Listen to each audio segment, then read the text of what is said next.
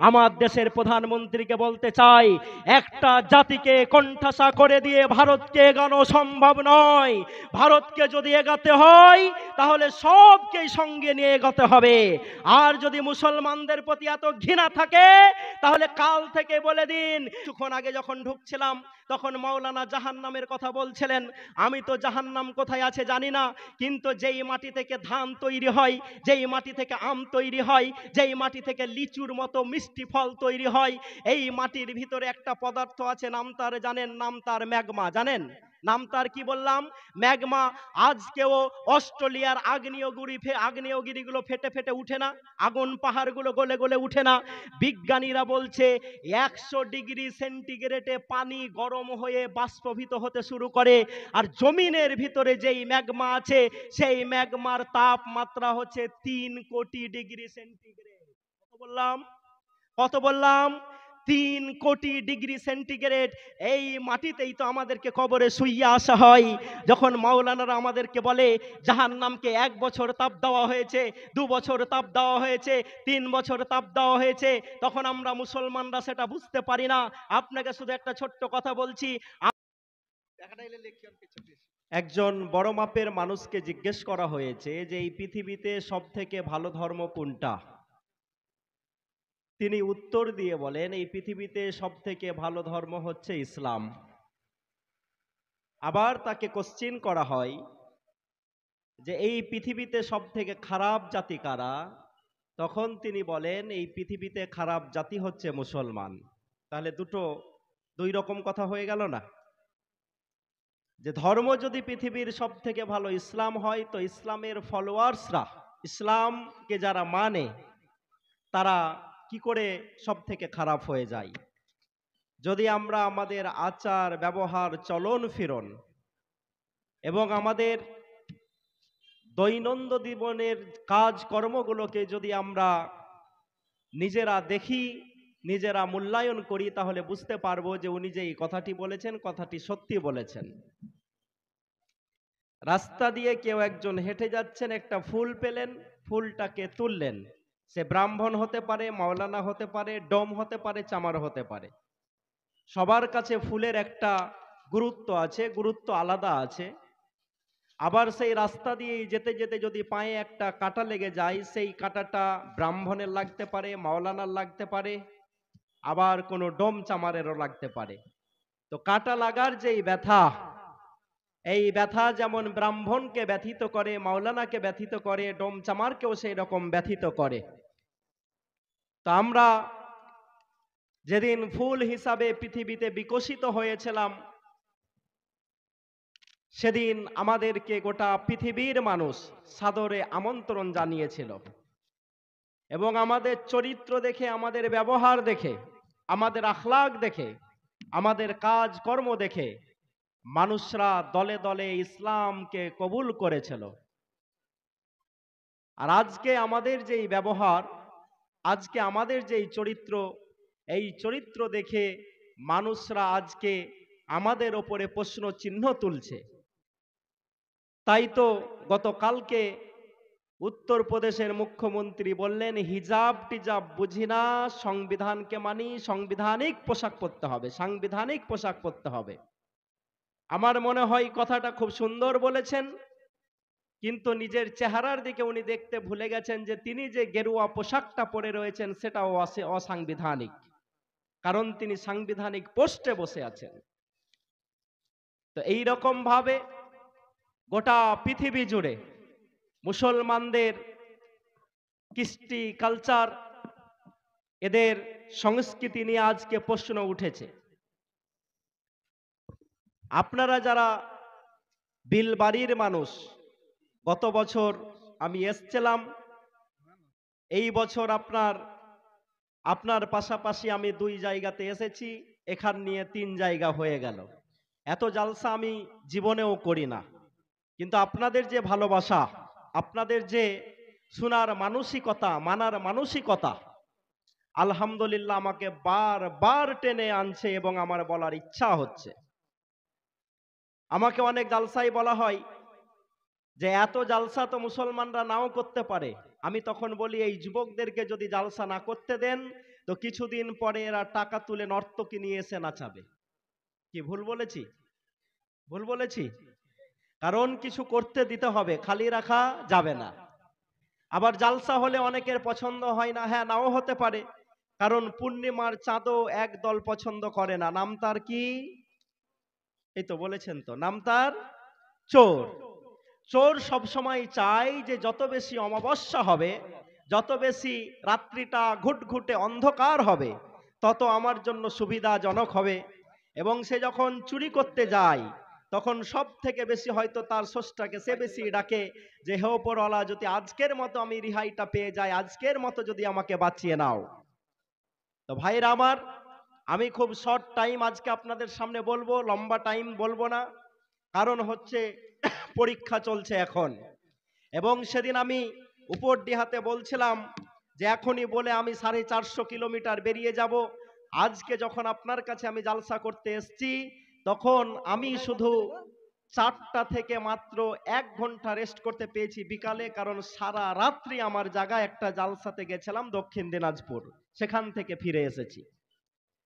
গোটা পৃথিবী আজকে যেই জায়গার উপরে দাঁড়িয়ে আছে, তারা ইসলামকে ফলো করার চেষ্টা করছে, কিন্তু আমরা যারা ইসলাম মাননেওয়ালা, তাদের চরিত্রগুলো তাদের সামনে আমরা ঠিক করে তুলতে পারছি না। পারছি? পারছি? পারছি না। আমি মেম্বার হয়েছি, আমি এমএলএ হয়েছি, আমি এমপি হয়েছি, আমি জেলা পরিষদ হয়েছি, তার মানে এই 5 বছরের টার্মে আমাকে কিছু কামিয়ে বেরিয়ে যেতে হবে, তাই তো? এটা বাদরকে একজন আম খেতে দিচ্ছে, আম। তো বাদর আমটা না খেয়ে সে প্রথমে আমটাকে তার পিছনে রাখছে। তো বাদরের মালিককে জিজ্ঞেস করা হচ্ছে যে আপনার বাদর তো মশাই বড্ড বেয়াদব, আমি ভালোবেসে একটা আম দিলাম, তো আমটা না খেয়ে আমটাকে সে পিছনে রাখছে কেন? তখন বাদরের মালিক বলল যে কিছুদিন আগে এইরকম একটা ফল কেউ আমার বাদরকে দিয়েছিল, আঁঠি সমেত খেয়ে নিয়েছিল, মালটা তো হজম হয়ে গেছে, আঁঠিটা আর বের হচ্ছিল না, তাই আমার বাদর কিছু খাওয়ার আগে এবার পিছনের মাপ নেই যে আঁঠিটা বেরোবে কিনা। তো যারা দায়িত্বে আছেন তাদেরকে আমি বলবো একবার মাপগুলো নেবেন, তারা মাপগুলো নেওয়ার চেষ্টা করবেন। আপনার কি কাজ ছিল, কি দায়িত্ব ছিল, আর আপনি কি কাজ করছেন। উমারের সামনে খাবার এনে হাজির করা হয়েছে। উমার একটু মিষ্টি জাতীয় হালুয়া খেতে ভালোবাসতেন। স্ত্রীকে বলছেন যে হে আমার প্রিয়তমা, আমি তো তোমাকে বাজার থেকে মধু কিনে এনে দিনি, চিনি কিনে এনে দিনি, কি করে হালুয়া তৈরি হলো? স্ত্রী বলেন আমরা যেই মালটুকা গনিমতের মাল থেকে ভাগ পাই, সেখান থেকে একটু একটু করে আমি মধু বাঁচিয়ে এই হালুয়াটা তৈরি করতে সক্ষম হয়েছি। উমার সেদিন বলেছিলেন তার মানে হচ্ছে এই যে যদি আমি মধুর পরিমাণটা আরেকটু কম নিই, যদি এই মধুর পরিমাণটা আমি আরেকটু কম নিই, তো আমি উমার আমার কোনো অসুবিধা হবে না। তাই যে গনিমতের মাল ভাগ করে তাকে বলে দাও আমি আমিরুল মোমেনিন উমারের জন্য যাতে মধুর পরিমাণটা আরো কমিয়ে দেওয়া হয়। তোমার উমারের যদি এই চরিত্র হয়, তাহলে তুমি আজকে ক্ষমতায় এসে যে চরিত্রটা দেখাচ্ছ, তুমি কাকে ফলো করছো একবার ভাবনা চিন্তা করে দেখো। তুমি টাকা ইনকাম করবে, কত টাকা করবে? তুমি মাস্তি করবে, কতটা মাস্তি করবে? তুমি কি রোম কাইসারের গল্প শুনোনি? যারা একটা বাড়ি তৈরি করেছে, যেই বাড়িটাই পিলার ছিল 6000। কত বললাম? Can you imagine? তুমি কল্পনা করতে পারো, আপনি ভাবতে পারেন একটা বাড়িতে যদি 6000 পিলার হয়, তাহলে সেই বাড়িটা কত বড় হতে পারে? একটা বাড়িতে যদি 3000 বাদী দাসী রাখা হয়, বাড়িটা কত বড় হতে পারে? একটা বাড়িতে যদি 6000 চাকর প্রতিদিন সার্ভিস দেওয়ার জন্য থাকে, সেই বাড়িটা কত হতে পারে? তো তুমি যতই টাকা তৈরি করো, অত বড় তো বাড়ি করতে পারবে না। পারবে? অতগুলো বাদী তো তোমার কাছে থাকবে না। থাকবে? থাকবে না। তার মানে তুমি যেটা করছো একটু ভাবনা চিন্তা করে করো। আমি যেই কোরআনের আয়াতটা আপনাদের সামনে পাঠ করেছি, সেটাকে সামনে রেখে মাত্র কয়েকটি কথা বর্তমান পরিস্থিতির উপরে আপনাকে আমি শুনিয়ে যাওয়ার জন্য এসেছি।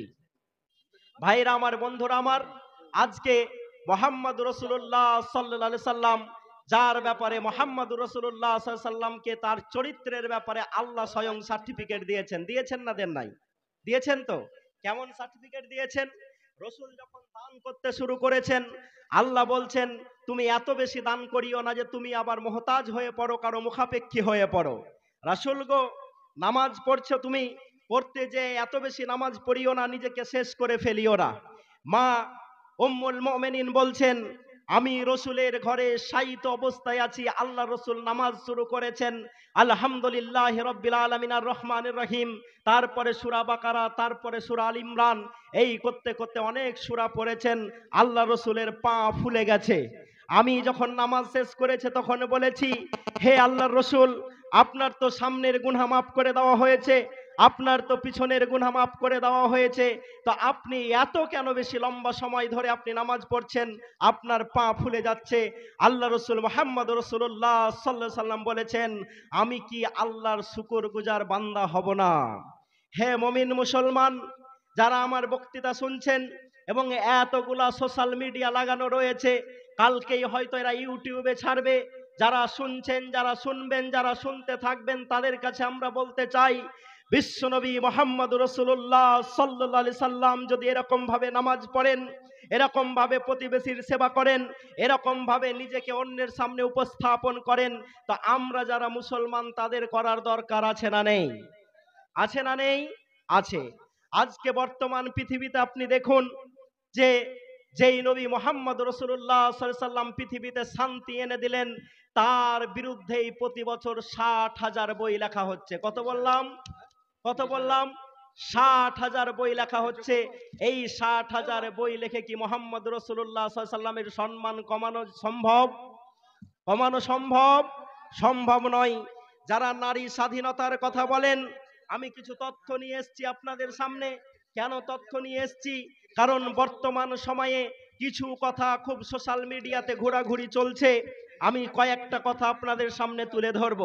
তার আগে দিল্লির স্টেশনে যারা পদপিষ্ট হয়ে মারা গেছেন, তাদের ফ্যামিলির প্রতি আমরা সমবেদনা জানাচ্ছি। কতগুলো এইরকম হাদসা ঘটছে, আমি আমার দেশের মাননীয় প্রধানমন্ত্রী থেকে শুরু করে সেখানকার মুখ্যমন্ত্রী যোগী আদিত্যনাথকে বলতে চাই, এই যে 13ই জানুয়ারির মহাকুম্ভের মেলার পর একবার আগুন লেগে যাওয়া, একবার বেলুন ফেটে যাওয়া, একবার পদপিষ্ট হয়ে লোকের আমার মরে যাওয়া, এবং এই যে আমরা দেখছি গতকাল থেকে দিল্লির মতো একটা ভালো স্টেশনে পদপিষ্ট হয়ে প্রায় 19 জন লোক মারা গেছে, তাই তো? মারা গেছে না যায় নাই? শুনেছেন আপনারা? সে কে মারা গেছে সেটা বড় কথা নয়, সে ভারতের নাগরিক মারা গেছে, আমার প্রতিবেশী মারা গেছে। তাই যাতে পরবর্তীতে এই ঘটনা না হয়, এর জন্য সরকার মহোদয়ের কাছে আমরা আবেদন জানাচ্ছি। আপনারা জানাচ্ছেন তো? জানাচ্ছেন তো? পরিষেবাগুলো ভালো হওয়া উচিত, কারণ কোনো একটা মানুষ অকারণে মারা চলে যাবে, এটা মুসলমানরা মানতে পারে না। তো যেই কথাটি বলছিলাম, যে বর্তমান সময়ে মুহাম্মদ রাসূলুল্লাহ সাল্লাল্লাহু আলাইহি সাল্লামের নাম করে করে কিছু কথা বলা হয়, যে উনার যদি চরিত্রটা এত ভালো, তো উনি কেন ছোট্ট বয়সের একজন মহিলাকে বিয়ে করেছিলেন, বলা হয় না হয় নাই? শুনেছেন আপনারা? তো আপনি সেই সমাজে ফিরে চলে যান, যখন মুহাম্মদ রাসূলুল্লাহ সাল্লাল্লাহু আলাইহি সাল্লাম পৃথিবীর মাটিতে ইসলামকে প্রথম নিয়ে এলেন। ইসলাম ভাবিয়েন না যে ইসলাম প্রথম শুরু করেছেন মুহাম্মদ রাসূলুল্লাহ সাল্লাল্লাহু আলাইহি সাল্লাম, এটা নয়। ইসলামটা পরিপূর্ণ হয়েছে মুহাম্মদ রাসূলুল্লাহ সাল্লাল্লাহু আলাইহি সাল্লামকে দিয়ে। আদম আলাইহিস সালাম থেকে ইসলাম পৃথিবীতে এসেছে। তাই যারা বইয়ে লেখেন যে ইসলাম ধর্মের প্রত্যাবর্তক মুহাম্মদ রাসূলুল্লাহ সাল্লাল্লাহু আলাইহি সাল্লাম, এটা ভুল কথা। ইসলাম ধর্মের প্রচারক মুহাম্মদ রাসূলুল্লাহ সাল্লাল্লাহু আলাইহি সাল্লাম, এটা তাদেরকে লিখতে হবে। তাই তিনি যখন ইসলামের বাণী প্রচার করছেন, এমন একটা সময়ে করছেন যেই সময়তে একজন গর্ভবতী মহিলা যিনি বাচ্চা প্রসব করবেন, তার মাথার কাছে গর্ত খুঁড়ে রাখা হচ্ছে, যে ওই মহিলা ছেলের জন্ম দিচ্ছে না মেয়ের জন্ম দিচ্ছে। সেই মহিলা যখন মেয়ের জন্ম দেয়, সঙ্গে সঙ্গে সেই গর্তের ভিতরে ওই মহিলাকে, বাচ্চা মেয়েটাকে ভরে দিয়ে মেরে দেওয়া হয়। সেই সময়তে বিশ্বনবী মুহাম্মদ রাসূলুল্লাহ সাল্লাল্লাহু আলাইহি সাল্লাম বললেন, এই কাজ করা যাবে যাবে না। এবং আল্লাহ রাব্বুল আলামিন বললেন, ওয়াইজাল মাউদাতু সুইয়িলাত বিআইয়ি যামবিন কুতিলাত, যেদিন জ্যান্ত পুঁতে দেওয়া মেয়েগুলোকে জিজ্ঞেস করা হবে, বলো তো কি জন্য তোমাদেরকে হত্যা করা হয়েছিল। একজন সাহাবী এসে আল্লাহ রাসূলকে বললেন, ইয়া রাসূলুল্লাহ, আমার একটা সুন্দর মেয়ে ছিল, আমার একটা সুন্দরী বেটি ছিল, সেই বেটিটাকে একদিন আমি ঘুরতে নিয়ে যাই। ঘুরতে নিয়ে যাওয়ার পর তাকে একটা গর্তে ফেলে দিই, আমি নিজ হাতে তাকে মৃত্যু মুখে ঠেলে দিই। আল্লাহ রসুল যখন এই কথা শুনছেন, তার চোখ দিয়ে ঝরঝর করে পানি পড়ছে, দাড়ি ভিজে গেছে। সাহাবী তখন বলছেন ওই লোকটাকে, যে এই লোকটা তার বেটিকে মারার কাহিনী শোনাচ্ছিল, যে হে সাহাবী, তুমি বন্ধ করো তোমার এই কথা, কারণ তোমার এই কথা শুনে বিশ্বনবী মুহাম্মদ রাসূলুল্লাহ সাল্লাল্লাহু আলাইহি ওয়াসাল্লামের দাড়ি ভিজে গেছে, তুমি বন্ধ করো। আল্লাহ রসুল বললেন না, ওকে বলতে দাও, ওকে বলতে দাও, ও তো ওর দুঃখের কথা বলছে, এবং এ জাহেলিয়াত সময় সে এই ঘটনা ঘটিয়েছে, সে তো এখন ঈমান নিয়ে এসছে। এই সমাতে বিশ্বনবী মুহাম্মদ রাসূলুল্লাহ সাল্লাল্লাহু আলাইহি ওয়াসাল্লাম মহিলাদেরকে সম্মান দিলেন। এই সমাতে এসে মহিলাদেরকে সম্মান দিলেন। যেই সমাতে কোনো যুবতীর বাড়ির সামনে লাল পতাকা টাঙা থাকতো এবং সেখানে 10 থেকে 20 জন, 20 থেকে 100 জন যুবকের সমাগম হতো এবং তারা ধারাবাহিকভাবে সেই মহিলার সঙ্গে ধর্ষণ করত। ধর্ষণ করার পর তার যখন বাচ্চা হতো, সেই বাচ্চাটা যার সঙ্গে মিলতো তার সঙ্গে তাকে বিয়ে দিয়ে দেওয়াতে বাধ্য করা হতো। সেই সমাতে আল্লাহ রসুল এলেন আর মহিলাদের অধিকারের কথা বললেন।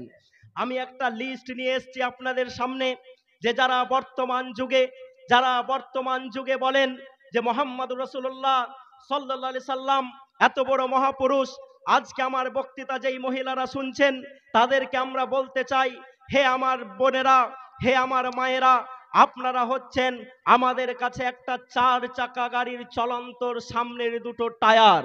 যদি একটা নষ্ট হয়ে যায় তো গাড়িটা যেমন চলতে পারে না। আমি আমার সমাজের যুবকদেরকে যতই জাগাই, এদেরকে যদি শুধু জাগাই তাহলে এই সমাজ চলতে পারে না। যদি আপনাকেও জাগিয়ে দিতে পারি তাহলে এই সমাজ সমানভাবে এগিয়ে যাবে, তাই আপনাকে জাগাতে এসেছি। আমি যে লিস্টটা নিয়ে এসেছি আপনাদের সামনে, যারা মুহাম্মদ রাসূলুল্লাহ সাল্লাল্লাহু আলাইহি সাল্লামের বিয়ের ব্যাপারে কোশ্চিন করেন, তাদের কাছে আমাদের প্রশ্ন আছে। আজ থেকে 1450 বছর আগে মুহাম্মদ রাসূলুল্লাহ সাল্লাল্লাহু আলাইহি সাল্লাম এলেন পৃথিবীর মাটিতে, আর তিনি ইসলামকে প্রচার করলেন। করার পর আজ পর্যন্ত পৃথিবীর মাটিতে ইসলাম দ্বিতীয় স্থান অধিকার করে আছে। কত বললাম? ধর্মের দিক দিয়ে গোটা পৃথিবীতে ইসলাম, মুসলমানরা দ্বিতীয় স্থান অধিকার করে আছে এবং আগামী 25 বছর পর 50 হতে হতে এই ধর্মটা পৃথিবীতে 1 নম্বর স্থান অধিকার করবে। নারে তাকবীর। তো এই মুসলমানদেরকে আমি পয়েন্ট কিছু বলে দিতে এসেছি। যারা মুহাম্মদ রাসূলুল্লাহ সাল্লাল্লাহু আলাইহি সাল্লামের ছোট্ট মেয়েকে বিয়ে করা নিয়ে কথা বলেন, তাদেরকে আমি বলতে চাই, আমাদের সমাজের একজন মানুষ যাকে আমরা বিদ্যাসাগর বলে চিনি, নাম তার ঈশ্বরচন্দ্র। নাম শুনেছেন? রবীন্দ্রনাথ ঠাকুর নাম শুনেছেন? বঙ্কিমচন্দ্র নাম শুনেছেন? দেবেন্দ্রনাথ ঠাকুর নাম শুনেছেন? শিবনাথ শাস্ত্রী নাম শুনেছেন? রাজনারায়ণ বসু নাম শুনেছেন? যতীন্দ্রনাথ ঠাকুর থেকে শুরু করে সত্যেন্দ্রনাথ ঠাকুর, রাজা ডেনিস, প্রত্যেকের স্ত্রীর বয়স ছিল 8 থেকে 11 বছর। কতদিন বললাম? 8 থেকে 11 বছর। তো 8 থেকে 11 বছর যদি ভারতের কোনো মহিলাকে আজ থেকে 100-150 বছর আগে বিয়ে করা সম্ভব হয়, তো যখন কোলে কোলে বিয়ে হতো সেই সময়তে কি 9 বছরের কোনো মহিলাকে বিয়ে করা যায় না? এবং জলবায়ুর পরিবর্তন হিসাবে আজকে আমাদের কোনো মাইক চালু আছে নাকি? কিছু বলবেন?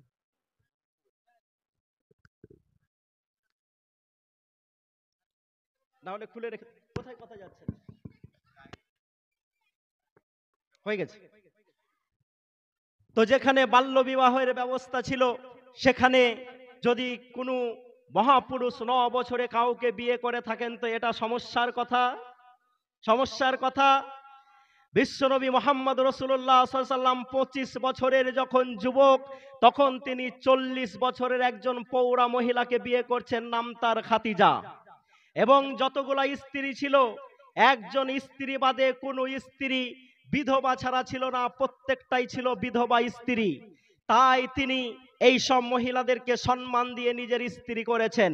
এখন যখন অমিতাভের বেটা, আপনার কি বলে নাম, আপনারাই ভালো বলতে পারবেন, অমিতাভ বচ্চনের বেটার নাম, এই তো সবাই বলতে পারছেন তো, অভিষেক বচ্চন, তার থেকে কয়েক বছরের বড় মেয়ে ঐশ্বর্য রায়কে বিয়ে করে, তখন এটা গোটা পৃথিবীতে হলফ করে প্রচার করা হয় যে দেখো অভিষেক বচ্চন তার থেকে বয়সের বড় একজন মহিলাকে বিয়ে করেছে। তো ওইটা যদি গর্ভের হয়, তো যেই লোকটা 25 বছর বয়সে 40 বছরের একজন বিধবা মহিলা এবং তার বাচ্চা কাচ্চা ছিল এইরকম মহিলাকে বিয়ে করেন, তাহলে সেই লোকটা গর্ভের কাজ করেছেন না ভুল কাজ করেছেন? অবশ্যই গর্ভের কাজ করেছেন। আর তার চরিত্র কত ভালো, যাকে সাদিক বলা হয়েছে, যাকে আলামিন বলা হয়েছে, যেই নবী মুহাম্মদ রাসূলুল্লাহ সাল্লাল্লাহু আলাইহি সাল্লামের কাছে সম্পত্তি জমা রেখে মক্কার কাফেরেরাও আনন্দে ঘুমাতো যে আমরা মুহাম্মদ রাসূলুল্লাহ সাল্লাল্লাহু আলাইহি সাল্লাম আলামিনের কাছে সম্পত্তি জমা রেখেছি, সুতরাং আমাদের ভয়ের কিছু কারণ নাই। সেই নবী 25 বছরে গিয়ে 40 বছরের একজন বিধবা মহিলাকে বিয়ে করলেন, বাচ্চা শহীদ, যার বাচ্চা ছিল। তাই আমার যুবকরা যারা শুনছেন, যারা সামনে বসে আছেন, তাদেরকে বলবো, প্রত্যেক কথাই তো অপরের আমরা উদাহরণ দিই, প্রত্যেক কথাই তো আমরা অন্যের কথা বলি। আমরা যদি বিশ্বনবীর ইতিহাসগুলো জানি, উমারের ইতিহাসগুলো জানি, আবু বকরের ইতিহাসগুলো জানি, তো এগুলো বলতে পারি না। কোনো একদিন নেতাজি সুভাষচন্দ্র বসু খেতে বসেছেন, একটু দই বেঁচে গেল। দই যখন বেঁচে গেছে, সেই সময়তে নেতাজি সুভাষচন্দ্র বসুকে দই একটু বেশি দিয়ে দেওয়া হচ্ছে। তিনি জিজ্ঞেস করলেন, আমাকে কেন বেশি দই দেওয়া হচ্ছে? তখন যিনি দইটাকে সার্ভ করছিলেন, দিচ্ছিলেন, তিনি বললেন, দই একটু বেঁচে গেল, তাই আপনি আমাদের নেতা, তাই আপনাকে দইটা আমরা একটু বেশি দিয়ে দিলাম। নেতাজি তখন বলেছিলেন, আমি যদিও নেতা, আপনাদেরকে নিয়ে নেতা, আমাকে বেশি দিতে হবে না। এই উদাহরণ আমরা লক্ষ কোটি জনতার সামনে দিই। আমরা কিন্তু সেই উদাহরণ জানি না। যখন একজন ইমানদার মুমিন বলেছিলেন, আজকে আমি উমারের বাড়ির মেহমান হব, উমারের বাড়িতে গিয়ে খানা খাবো, দেখি আমাদের উমার কত ভালো মাংস খান, কত ভালো রুটি খান। রাত্রিবেলাতে যখন আসসালামু আলাইকুম ইয়া আমিরাল মুমিনিন, হে আপনার উপরে শান্তি বর্ষিত হোক আমাদের নেতা, আপনার আমি মেহমান হতে চাই। খুব ভালো কথা, মুমিনরা মেহমানকে ভালোবাসে। আসুন, আপনি আমার মেহমান হয়েছেন, আলহামদুলিল্লাহ। রাত্রের খাবার যখন উমারের সামনে আর সেই লোকটার সামনে, সেই ইমানদার মুসলমানের সামনে যখন হাজির যখন করা হয়েছে, তখন সেই ইমানদার রুটিটাকে দেখে চোখ দিয়ে ঝরঝর করে পানি ফেলে ফেলে বলেছিলেন, উমার, আমার তো এটা মাথায় ঢুকে না, আপনার সামনে যেই রুটিটা রাখা হয়েছে, কেন সেই আটাটাকে চালা হয়নি? কেন আটার সেই উচ্ছিষ্ট অংশগুলো আপনার রুটির সাথে মিশিয়ে দেওয়া হয়েছে? আমি বুঝতে পারি না, আমার মাথায় ঢুকে না। আপনার মেহমান হওয়ার আগে আমি তো ভেবেছিলাম আমি উমারের মেহমান হব, ভালো মাংস খেতে পাবো, ভালো আটার রুটি পাবো, ভালো মধু খাবো, ভালো খেজুর খাবো। কিন্তু যখন আপনি আমাকে রুটি খেতে দিয়েছেন, এই রুটি তো দেখে আমি অবাক হয়ে গেলাম। কেন এই অবস্থা? উমার সেদিন চোখের পানি ফেলে দিয়ে বলেছিলেন, হে আল্লাহর বান্দা, আপনি শুনে রাখুন, উমারের অবস্থা এখনো অত ভালো হয়ে যায়নি যে আটা চেলে আমি ছোকরাটাকে নষ্ট করে দিতে চাই, ওই উচ্ছিষ্ট অংশটাকে আমি ফেলে দিতে চাই। অথচ এখনো মদিনার প্রান্তে, আরবের প্রান্তে, মক্কার প্রান্তে অনেক মানুষ অভুক্ত অবস্থায় থাকে, তারা খেতে পায় না। এই দিক দেখে আমি উমার ওই আটাগুলোকে চালতে বলতে পারি না। হে মুসলমান, যারা আমার বক্তৃতা শুনছেন, তাদেরকে আমি বলতে চাই, যাদেরকে জান্নাতের সার্টিফিকেট দেওয়া হয়েছে দুনিয়াতে থাকতে, তারা যদি চালা আটার রুটি খেতে ভয় পায়, তাহলে আমি আর আপনি কি করে ফজল খরচ করি? একবার আপনি বুকে হাত দিয়ে ভাববেন যে আমরা যে এই কাজটা করছি, এই কাজটা ঠিক কিনা। তাই আপনার কাছে অনেক উদাহরণ আছে, এই উদাহরণগুলো আপনাকে দিতে হবে। আমি একজনের নাম বললাম যে তার স্ত্রীর বয়স হচ্ছে মাত্র 5 বছর, নাম তার বঙ্কিমচন্দ্র চট্টোপাধ্যায়। আপনারা শুনেছেন? বঙ্কিমচন্দ্র চট্টোপাধ্যায় সাহিত্য সম্রাট বলা হয়, শুনেন নাই? সাহিত্য পড়েন নাই? বিলবাড়ির মানুষ, উপরডিহার মানুষ, এরা তো জ্ঞানী মানুষ। এখনই আমার সঙ্গে গল্প হচ্ছিল আমার বন্ধু সুজাউদ্দিন ভাইয়ের সাথে, আরো অনেকের সাথে কথা হচ্ছিল আমার। সব জ্ঞানী মানুষ আপনারা আছেন। বঙ্কিমচন্দ্রকে পড়েন নাই? পড়তে হবে আপনাদেরকে। রবীন্দ্রনাথকে পড়তে হবে, কাজী নজরুল ইসলামকে পড়তে হবে, ঈশ্বরচন্দ্র বিদ্যাসাগরকে পড়তে হবে। কারণ আমরা জানি, আমরা একটা লোকের নাম জানি, নাম তার রাজা রামমোহন রায়। জানেন তো তিনি কি একটা বড় কাজ করেছিলেন? একজন বলুন। সতীদাহ প্রথা বন্ধ করেছিলেন। মানেটা হচ্ছে এই যে যারা আমাদের পাশাপাশি বাস যারা করেন অমুসলিম ভাইরা, তাদের ভিতরে একটা রীতি ছিল, সেটা হচ্ছে স্বামী যদি মারা যায় তাহলে সেই চিতাতেই তার স্ত্রীকে জ্যান্ত জ্বালিয়ে দেওয়া হতো। সেটাকে কি বলা হয়? সতী দাহ। সতী দাহ প্রথা বন্ধ করেছিলেন রাজা রামমোহন রায়। কেন? আমি হাবিবুল্লাহ যখন স্টাডি করতে শুরু করলাম যে রাজা রামমোহন রায় এত বড় সাহস কোথা থেকে পেলেন, যখন গোটা ভারতবর্ষের মাটিতে কোনো স্বামী যদি মারা যেত, হিন্দু ভাইদের কোনো যদি হাজবেন্ড মারা যেত, তাহলে তার ওয়াইফকে সঙ্গে সঙ্গে সেই চিতার উপরে বসিয়ে ঢাক ঢোল পিটিয়ে পুড়িয়ে দেওয়া হতো। কোথায় এত বড় সাহস পেলেন? আমি যখন স্টাডি করতে শুরু করলাম তখন দেখলাম রাজা রামমোহন রায় পাটনাতে গিয়েছেন, যাওয়ার পর কোরআন মাজিদটাকে সুন্দর করে পড়েছেন, পড়ার পর তিনি প্রতিজ্ঞা করেছেন যে আমাদের সমাজে যেই সতীদাহ কুপ্রথাটা আছে, এইটা যদি আমি বন্ধ না করতে পারি তো আরামের ঘুম ঘুমাবো না। আমি হাবিবুল্লাহ দায়িত্ব নিয়ে বলছি, রাজা রামমোহন রায় পাটনাতে গিয়ে যদি কোরআন না পড়তেন তাহলে এত বড় পদক্ষেপ নিতে পারতেন না। নারে তাকবীর।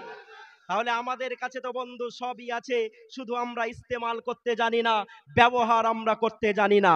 সতীদাহ প্রথা, তারপর কি বলে বিধবা মহিলাকে বিধবাকে বিবাহ করার একটা যে প্রচলন, এটাকে চালু করেছিলেন ঈশ্বরচন্দ্র বিদ্যাসাগর, তাই তো? এইরকমই একজন মহাপুরুষ আছেন, নাম তার বঙ্কিমচন্দ্র চট্টোপাধ্যায়। তিনি যখন বিয়ে করছেন তার স্ত্রীর বয়স হচ্ছে মাত্র 5 বছর। কতদিন বললাম? কতদিন বললাম? আমি এদের সঙ্গে বিশ্বনবী মোহাম্মদ রাসূলুল্লাহ সাল্লাল্লাহু আলাইহি সাল্লামকে কল্পনা করছি না, কারণ মোহাম্মদ রাসূলুল্লাহ সাল্লাল্লাহু আলাইহি সাল্লামের সঙ্গে কারো কল্পনা করা যায়? লাকাদ কানা লাকুম ফি রাসূলিল্লাহি উসওয়াতুন হাসানা। রাসূলুল্লাহ সাল্লাল্লাহু আলাইহি সাল্লাম আমাদের জন্য ওটা মডেল করে পাঠিয়েছেন, তার সঙ্গে কারো কম্পেয়ার করা যায় না, তুলনা করা যায় না। আমি শুধু আপনাদেরকে বুঝাতে চেষ্টা করছি যে বঙ্কিমচন্দ্র যদি 5 বছরের কোনো মেয়েকে বিয়ে করে, সেটা যদি দোষের না হয়, তো বিশ্বনবী মোহাম্মদ রাসূলুল্লাহ সাল্লাল্লাহু আলাইহি সাল্লাম যদি কাউকে 9 বছরে বিয়ে করেন তাহলে সেটা দোষের হয়? হয়? হয় না।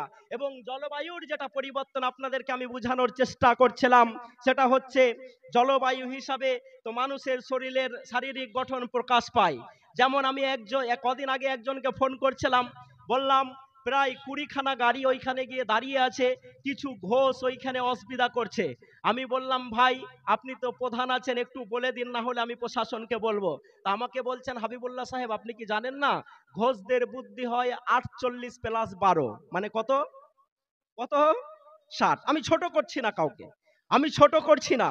আমি সেদিন বক্তৃতাতে বলছিলাম দিলীপ ঘোষকে যে আপনি তো মুসলমানদেরকে মেরে দেব, কেটে দেব, এই কথাগুলি বলছেন, অথচ বর্ণ পরিচয় বইটা কে লিখেছেন সেটাই আপনি জানেন না। উনি বলেননি বর্ণ পরিচয় রবীন্দ্রনাথ ঠাকুর লিখেছেন?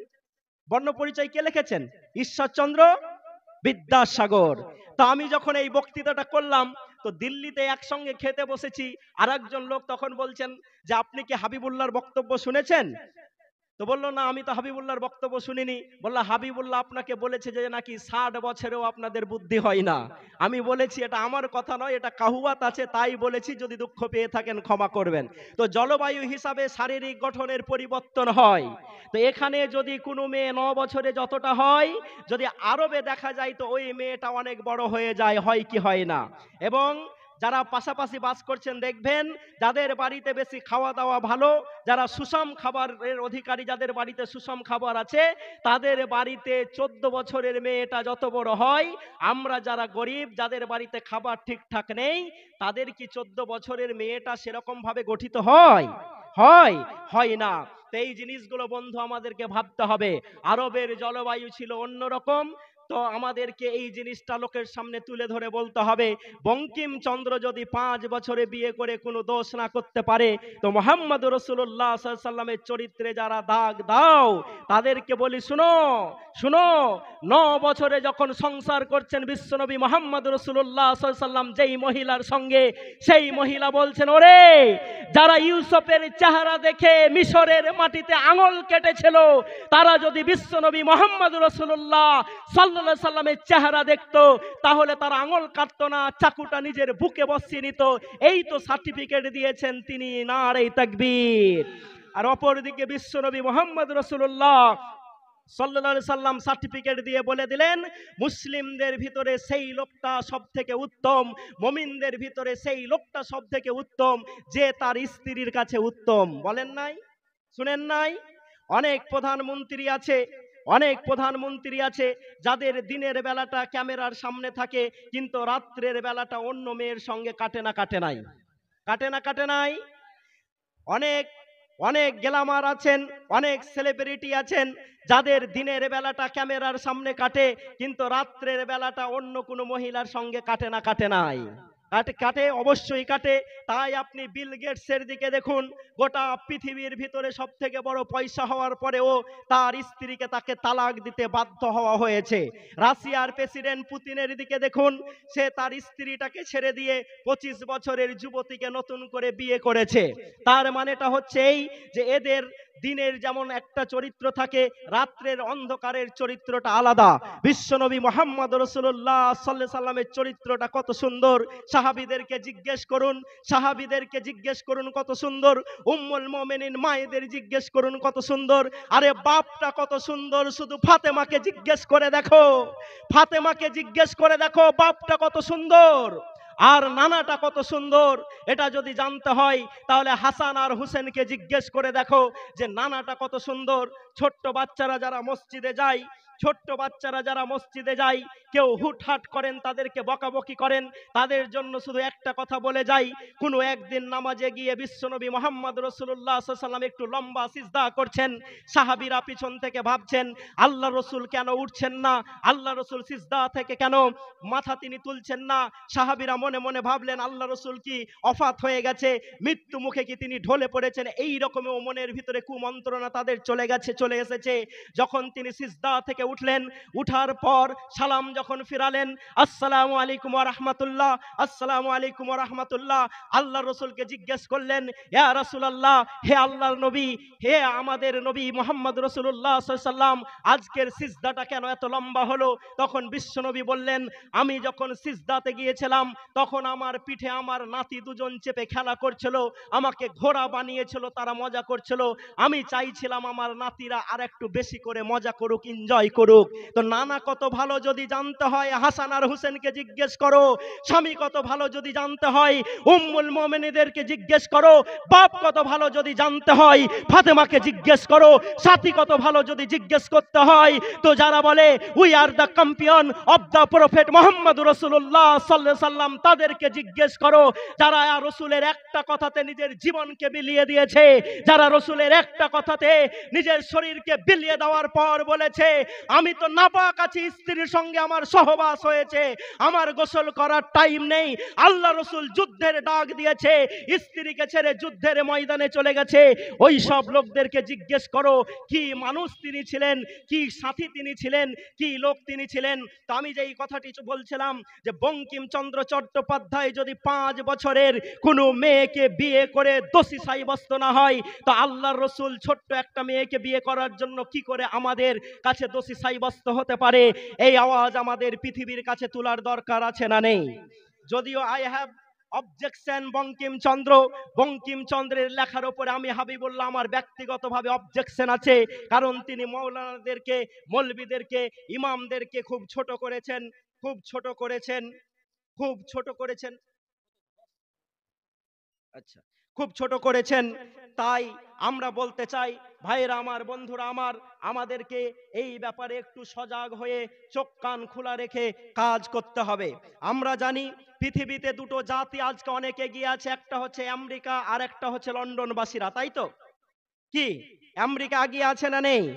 আমেরিকার মতো জায়গাতেও বিশ্বনবী মুহাম্মদ রাসূলুল্লাহ সাল্লাল্লাহু আলাইহি সাল্লামকে 1 নম্বরে রাখা হয়েছে, এবং ইংল্যান্ডের ব্রিটিশ মিউজিয়ামে সুন্দর করে লেখা আছে, as a father, as a teacher, as a law giver, as a farmer of the society, Muhammad রাসূলুল্লাহ সাল্লাল্লাহু আলাইহি সাল্লাম is the superman of the world. Muhammad রাসূলুল্লাহ সাল্লাল্লাহু আলাইহি সাল্লামকে এই সার্টিফিকেটটা ইংল্যান্ডের ব্রিটিশ মিউজিয়াম দিয়েছে। নারে তাকবীর, তো আমাদের কাছে এত সুন্দর জিনিস থাকার পরেও আমরা রাসূলুল্লাহ সাল্লাল্লাহু আলাইহি সাল্লামকে ফলো করতে পারছি না। কিছুক্ষণ আগে যখন ঢুকছিলাম তখন মাওলানা জাহান্নামের কথা বলছিলেন। আমি তো জাহান্নাম কোথায় আছে জানি না, কিন্তু যেই মাটি থেকে ধান তৈরি হয়, যেই মাটি থেকে আম তৈরি হয়, যেই মাটি থেকে লিচুর মতো মিষ্টি ফল তৈরি হয়, এই মাটির ভিতরে একটা পদার্থ আছে, নাম তার জানেন? নাম তার ম্যাগমা। জানেন নাম তার? কি বললাম? ম্যাগমা। আজকেও অস্ট্রেলিয়ার আগ্নেয়গিরিগুলো ফেটে ফেটে উঠে না, আগুন পাহাড়গুলো গলে গলে উঠে না? বিজ্ঞানীরা বলছে 100 ডিগ্রি সেন্টিগ্রেডে পানি গরম হয়ে বাষ্পীভূত হতে শুরু করে, আর জমিনের ভিতরে যেই ম্যাগমা আছে সেই ম্যাগমার তাপমাত্রা হচ্ছে 3 কোটি ডিগ্রি সেন্টিগ্রেড। কত বললাম? কত বললাম? 3 কোটি ডিগ্রি সেন্টিগ্রেড। এই মাটিতেই তো আমাদেরকে কবরে শুইয়ে আসা হয়। যখন মাওলানারা আমাদেরকে বলে জাহান্নামকে 1 বছর তাপ দেওয়া হয়েছে, 2 বছর তাপ দেওয়া হয়েছে, 3 বছর তাপ দেওয়া হয়েছে, তখন আমরা মুসলমানরা সেটা বুঝতে পারি না। আপনাকে শুধু একটা ছোট্ট কথা বলছি, আমার মায়েরা যেই আগুন দিয়ে ভাত রান্না করে সেই আগুনের পাওয়ার, আর যেই আগুন দিয়ে অক্সিজেনের সাহায্যে লোহা কাটা হয়, গ্যাস কাটার দিয়ে দুটো আগুন এক, দুটো আগুন এক। কারণ ওটা দিয়ে সঙ্গে সঙ্গে লোহাকে কেটে দেয়, মোটা লোহাকে সঙ্গে সঙ্গে কেটে দেয়। তো মানুষের তৈরি এই আগুন যদি এত পাওয়ারফুল হয় বন্ধু, তাহলে আজকে আমাদেরকে ভাবতে হবে যে এই কবরেই তো আমাদেরকে দিয়ে আসা হচ্ছে, যে এই মাটির ভিতরে 3 কোটি ডিগ্রি পাওয়ারের সেন্টিগ্রেডের ম্যাগমা উপস্থিত। আল্লাহ যদি ওই ম্যাগমার সাথে আমার কবরটাকে ফিট করে দেই, তাহলে আমি আপনি বাঁচতে পারবো না, যেখানে খালেদিনা ফিহা, অনন্তকাল ধরে আমাদেরকে থাকতে হবে। ভাইরা আমার, বন্ধুরা আমার, সব কিছু আমরা চোখে দেখছি কিন্তু মানতে পারছি না। পারছি? পারছি? পারছি না। শুধু বুকে হাত দিবেন আর ভাববেন এই রকম টাইম কিন্তু তখনও হয়েছে। মক্কার মাটিতে বিশ্বনবী মুহাম্মদ রাসূলুল্লাহ সাল্লাল্লাহু আলাইহি সাল্লাম যখন কোরআন পড়তেন, আবু জেহেল লুকিয়ে লুকিয়ে কোরআন শুনতো। মক্কার মাটিতে যখন আল্লাহ রসুল কোরআন পড়তেন, তখন মক্কার কাফেররা লুকিয়ে লুকিয়ে কোরআন শুনতো, কিন্তু তারা ঈমান আনে নাই। মক্কার কাফেররা বলেছিল, হে মুহাম্মদ, দেখি তোমার কত বড় পাওয়ার আছে, চাঁদটাকে দ্বিখণ্ডিত করে দাও। আল্লাহ রসুল যখন ইশারা করলেন, আল্লাহকে বললেন, আল্লাহ করে দাও। চাঁদকে দুভাগে বিভক্ত করে দেওয়া হয়েছিল। তারপরেও মক্কার কাফেররা বলেছিল, মুহাম্মদ, তোমার জাদু তো এখন চাঁদেও চলছে। জাদুঘর বলে তারা ঈমান আনতে পারেনি। তো যতই ভালো কথা শুনেন, যদি নিজের পরিবর্তন করার চেষ্টা না করেন, তাহলে আমাদের পরিবর্তন হবে না। আর আমি যেহেতু সময়ের শেষ প্রান্তে এসেছি, আর বলেছি বেশিক্ষণ আমি বলবো না, আমার টাইম থেকে আমি 1 মিনিটও পার করব না। আমি আমার দেশের যারা প্রধানমন্ত্রীর দায়িত্ব সামলাচ্ছেন, যারা মুখ্যমন্ত্রীর দায়িত্ব সামলাচ্ছেন, তাদেরকে আমরা একটা কথা বলতে চাই এই জালসা থেকে। আজকে তো কিছুই আপনাদেরকে বলতে পারলাম না। কলম্বিয়ার মতো একটা ছোট্ট দেশ, যেখানকার লোকদেরকে আমেরিকা যখন ঘুরিয়ে দিচ্ছে, হাতে দড়ি বাঁধা নেই, আর আমরা বিশ্বগুরু মোদির জামানাতে হতে শুরু করেছি। যখন আমাদেরকে ভারতের মাটিতে এনআরসি এনপিআর এর নাম করে, কি বলে যে আপনার মাইগ্রেন্ট লেবারের নাম করে যখন আমাদেরকে ভারতে পাঠানো হচ্ছে, তখন আমাদের হাতে হ্যান্ডকাপ আর পায়ে বেরি বলে পাঠিয়েছে। আমার দেশের প্রধানমন্ত্রীকে বলতে চাই, একটা জাতিকে কোণঠাসা করে দিয়ে ভারতকে এগানো সম্ভব নয়। ভারতকে যদি এগাতে হয়, তাহলে সবকেই সঙ্গে নিয়ে এগাতে হবে। আর যদি মুসলমানদের প্রতি এত ঘৃণা থাকে, তাহলে কাল থেকে বলে দিন, লা ইলাহা ইল্লাল্লাহ মুহাম্মাদুর রাসূলুল্লাহ যেই দেশগুলো বলে, তাদের আমরা তেলই দেব না। যদি আপনি বলে দেন তো 30 দিনের বেশি আমাদের দেশে যা তেল আছে, এই দেশের আর কলকারখানা ট্রেনও চলবে না। বলতে পারবেন আপনি? পারবেন না। তাই আপনাদের কাছে আমাদের আহ্বান, আপনাদের কাছে আমাদের অনুরোধ থাকবে যে মুসলমানদেরকে কোণঠাসা করে ভারতবর্ষকে এগোনো সম্ভব হয়নি। কারণ এ দেশের সাথে মুসলমানরা যত ভালো ব্যবহার করেছে, কোনো জাতি করে নাই। বলেন আলহামদুলিল্লাহ।